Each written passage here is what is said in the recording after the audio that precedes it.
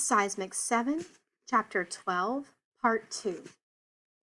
Dr. Greer yelled a lot about us not noticing minerals, Raquel says.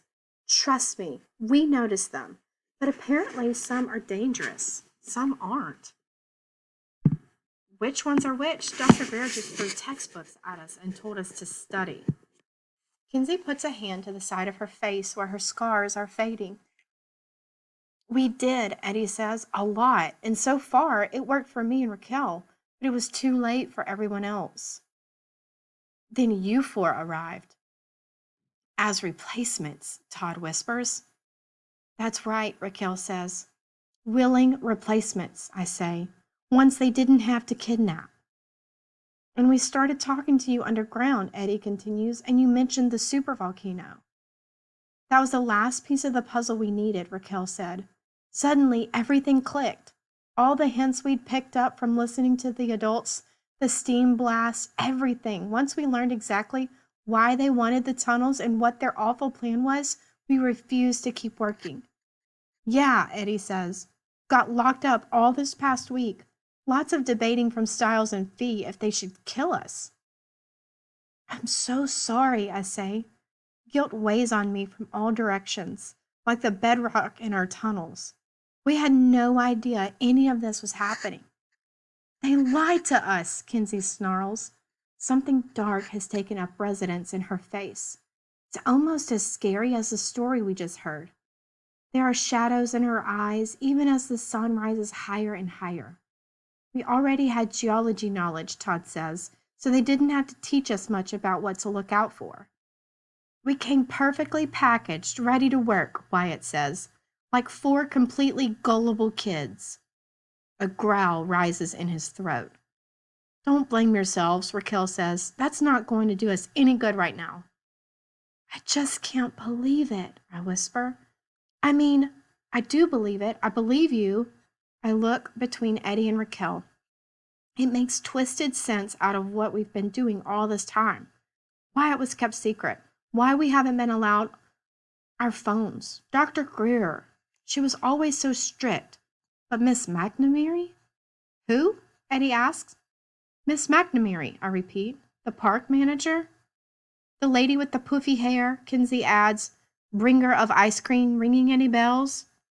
Dr. Greer was the only woman we ever saw, Raquel says, puzzled. That makes me pause. A small surge of absurd hope rears up as Kinsey falls silent. Wyatt and I share a look of uncertain optimism. If Miss McNamara wasn't in on it, maybe she can help. But that is a big if. What about Nolan, that Nolan kid? Todd asks next. Eddie turns away, staring into the distance. No idea what his deal is, Raquel answers. Sometimes they'd lock him up with us. Other times he'd be free to wander the camp with his ferrets. He barely spoke to us. He said he worked with Miss McNamara south of where we were, I say. Apparently he's Dr. Greer's nephew? Seriously? Raquel replies, crossing her arms.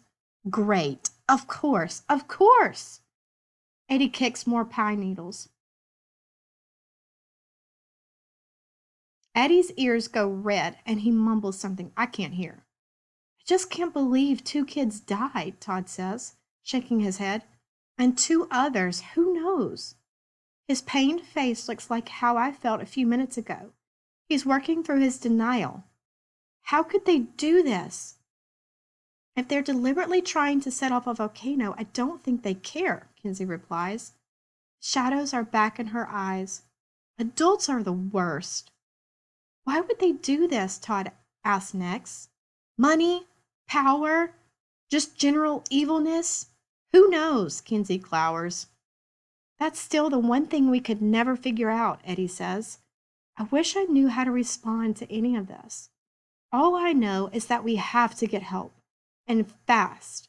Whether Nolan's in on it or not, or Miss McNamara's in on it or not, or if the volcano is ready to blow from the work we did or not, we need help. I walk faster, desperate to find a road, people, anything. Hey, Bree, slow down. Kinsey chases after me. We can't waste time, I reply. Do you remember my simulation video? The one I did to win the contest with the supervolcano, that could actually happen. We have to hurry. We are hurrying, Kinsey says, but we don't know if this direction is going to be any better than any other.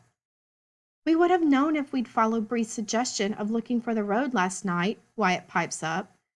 And we also probably would be caught by now, Eddie says. That's the most obvious way for us to have gone. At least this way we have a chance. A chance of what? Todd asked. Getting lost and dying in the woods?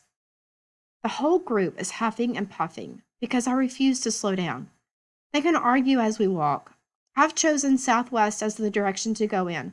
I figure if we go in a roughly straight line for long enough, we'll have to hit a road or a trail or something.